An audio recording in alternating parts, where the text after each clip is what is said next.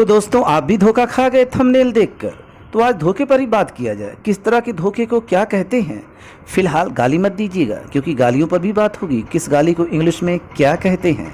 फिलहाल शुरुआत गदर से करते हैं क्योंकि इस वीडियो की शुरुआत ही गदर से हुई है। थंबनेल पे गदर ना लिखा होता ना आप इस पर क्लिक करते। देखिए, गदर को इंग्लिश में म्यूटनी कहते हैं। म्यूटनी मीन्स होता है गदर। Mutiny it means the act of group of people, यानी कि विद्रोह हो जाए, अगर भीड़ द्वारा विद्रोह हो जाए उसे गदर या फिर म्यूटनी। बात यहाँ पे धोखे की, क्योंकि हमने भी थंबनेल के धोखे से आपको यहाँ पर बुलाया है। धोखे कई तरीके के होते हैं, है ना। जो सबसे ज़्यादा पॉपुलर वर्ड है उसे कहते हैं डिसीव। डिसीव मीन्स धोखा देना, विश्वासघात करना, बहकाना, छलना, झांसा देना, ठगना, दगा देना, झूठ बोलना, छल करना, झांसना। आइए इस एग्जाम्पल से और क्लियर करते हैं। They had thought to deceive me, उन्होंने मुझे धोखा देने के लिए सोचा था। दूसरा example, don't deceive under my circumstances, किसी भी परिस्थिति में धोखा न दें। बिल्कुल सही बात कहा है। और इसे तीसरे एग्जाम्पल से समझते हैं। I think this is just a government ploy to deceive the public, मुझे लगता है कि यह सिर्फ जनता को धोखा देने के लिए सरकारी एक चाल है। अक्सर ऐसा होता भी है। फिलहाल आइए दूसरे धोखे की बात करें। पैसे इत्यादि से भी लोग धोखा देते हैं। इस तरह के धोखा को इंग्लिश में चीट कहते हैं।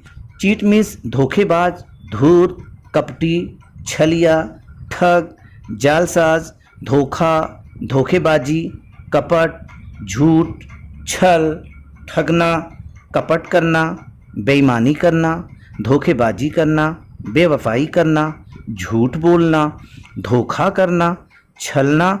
आइए इस एग्जाम्पल से और अच्छे से समझते हैं। He was a liar and a cheat, वह झूठा और ठग था। दूसरा एग्जाम्पल देखिए। Cheaters never win and winners never cheat, धोखेबाज कभी जीतते नहीं हैं और जीतने वाले कभी धोखा नहीं करते। इस लाइन को लाइफ में हमेशा याद रखिएगा, तो हमेशा जीतेंगे और कभी किसी को धोखा नहीं देंगे। दोस्तों, इसी तरीके से एक और धोखा होता है जो किसी समाज या देश को लोग देते हैं। समाज या देश को धोखा देने को इंग्लिश में बेट्रे कहते हैं। बेट्रे मीन्स भी होता है धोखा देना, विश्वासघात करना, धोखे से पकड़ा देना, बहकाना। इसे भी एग्जाम्पल से समझते हैं। He promised never to betray the organization, उसने संस्था को कभी भी धोखा ना देने का प्रतिज्ञा किया, यानी कि प्रॉमिस किया। दूसरा example, He was offered money to betray his colleagues, उसे अपनी सहकर्मचारियों को धोखा देने के लिए पैसे का ऑफर मिला था।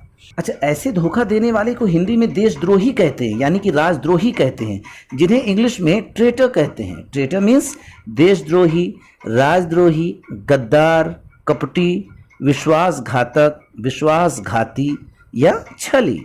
एग्जाम्पल से इसे भी क्लियर करते हैं।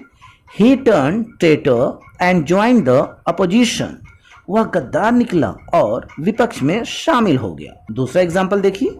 The traitor was at last unmasked, गद्दार को आखिर पहचान लिया गया। ये तो इंसानों द्वारा किए गए धोखे हैं। अगर कोई ऐसा धोखा हो जो निर्जीव द्वारा हो, यानी नॉन लिविंग द्वारा हो, तो उसे इंग्लिश में डिच कहते हैं। डिच मीन्स भी होता है धोखा देना, नाला, खाई, हवाई जहाज उतारना, तोड़ना, छोड़ देना।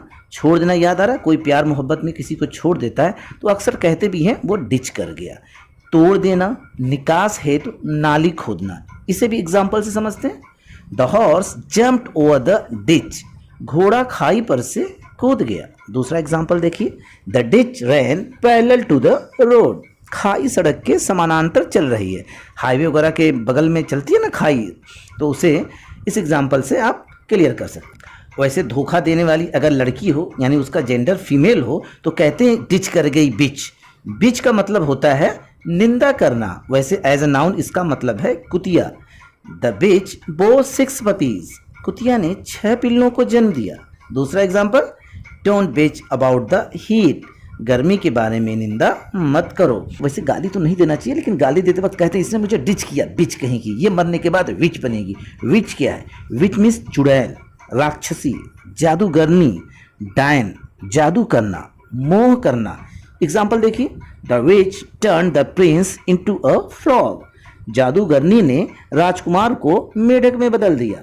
दूसरा example, that old woman looks like a witch, वो बूढ़ी औरत चुड़ैल जैसी दिखती है, या फिर कह सकते हैं जादूगरनी जैसी दिखती है।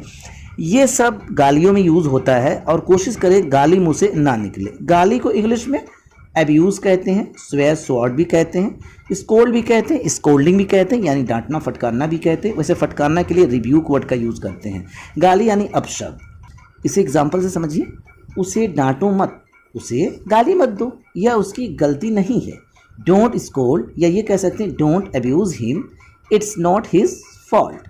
देखिए गाली देनी नहीं चाहिए, बहुत बुरी बात है, फिर भी कुछ लोग इंग्लिश में गाली दे ही देते हैं, जैसे रास्कल यानी कमीना, नॉनसेंस, बेहुदा, हाइब्रिड यानी दोगला, बहुत बेवकूफ़ी भरी ये बातें हैं, इडियट बेवकूफ़, मूर्ख आदमी, डफर।